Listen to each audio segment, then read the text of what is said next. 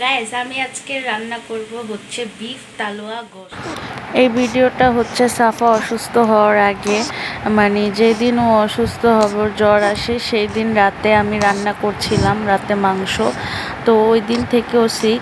তো ভিডিওটা আমি পুরো করতে পারিনি, যতটুকু করেছি অতটুকুই ভিডিওটা এডিট করে আমি ছেড়ে দিলাম, কারণ অনেক দিন হয়েছে আমি ভিডিও আপলোড করছি না, কারণ মেয়ে অসুস্থর কারণে দেখা যাচ্ছে যে কোনো কিছু আমি ঠিক মতো করতে পারতেছি না। ওর মধ্যে ছোটোটাও ভ্যাকসিন দেওয়া হয়েছে, যেদিন সাফার জ্বর আসে ওই দিনই হচ্ছে সানার ভ্যাকসিন দিতে হয়েছে, যার কারণে দুইটাকে নিয়ে আমি খুবই অস্থির হয়ে গিয়েছিলাম।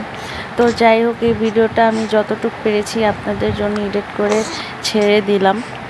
আমার মেয়েটার জন্য সবাই একটু দোয়া করবেন, ও অনেক অসুস্থ, সামনে ওর এক্সাম। আমি জানি না এক্সাম ও কীভাবে কী করবে, কিন্তু সেটা আমাদের কাছে এখন ফ্যাক্ট না। এখন মেন হচ্ছে আমার মেয়েটা সুস্থ হওয়া, তারপর হচ্ছে বাকি সব কিছু।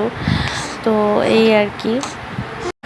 ঘরে যখন বাচ্চা কাচ্চা অসুস্থ থাকে না, তখন না কোনো কিছুই ভালো লাগে না। আর আমি হচ্ছে ওই রকম ব্লগার না যে বাচ্চা কাচ্চা অসুস্থ সেটাকে নিয়ে ভিডিও করব। তো ওই জিনিসটা আমার মধ্যে হয়ে ওঠে না। সাফা যেদিন একটু সুস্থ হয়ে উঠবে আমি সেই দিনে হচ্ছে ভিডিওটা আবার কন্টিনিউ করব। আমি যেদিন এই ভয়েসটা দিচ্ছি তখন সাফা মোটামুটি একটু সুস্থর দিকে, যার কারণে আমি একটু ভিডিওর দিকে মনোযোগ দিতে পারছি, তা না হলে আমি দিতে পারতাম না।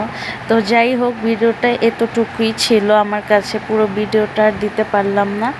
তো আজকের ভিডিওটা যে কেমন লেগেছে অবশ্যই জানাবেন। এখানে আমার মেয়েটাকে দেখেন কিভাবে শুয়ে রয়েছে, ও টাইম করতেছে।